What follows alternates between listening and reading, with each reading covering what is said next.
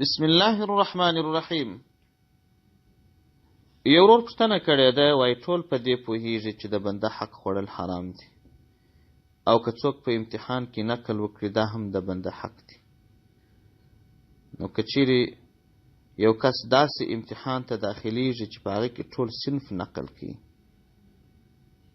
که چیرې یو چا چې درس یې هم ویلی وي هغه هم نقل وکړي، ګناه لري او که یا.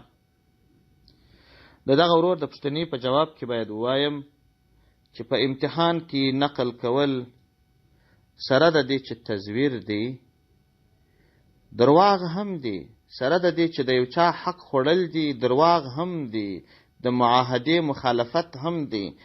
یو متعلم چې په یو مدرسه، مکتب، پوهنتون، جامعه کې درس وایي، نو دی درې مسئولیت لري. اول مسئولیت ادا دی چې د هر تعلیمي مرکز دا قانون دی چې په امتحان کې به څوک نقل نه کړي، دی به په هغه فارم کې د داخلي دا عهد کوي چې زه د دې ادارې ټولو اصولو ته درناوی کوم. اوس نو چې دی نقل وکړي، د هغوی اول اصل ایمات کړي چې هغوی وایي نقل مه کوه، دا د ټولو تعلیمي ادارو یو ګډ اصل او قانون دی.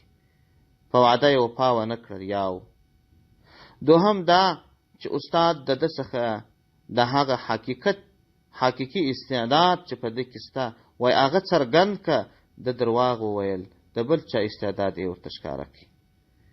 دا یې دوه.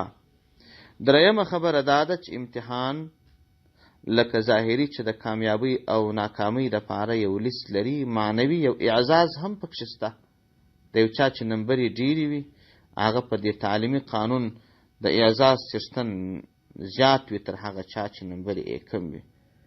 نو که چیرې څوک ټول نقل کوي نو په دې صورت کې هم هغه د استعداد توپیر نه معلومیږي.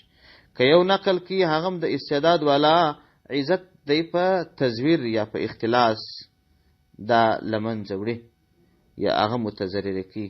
نو لهذا ځان ساتل ځینې پکار دي.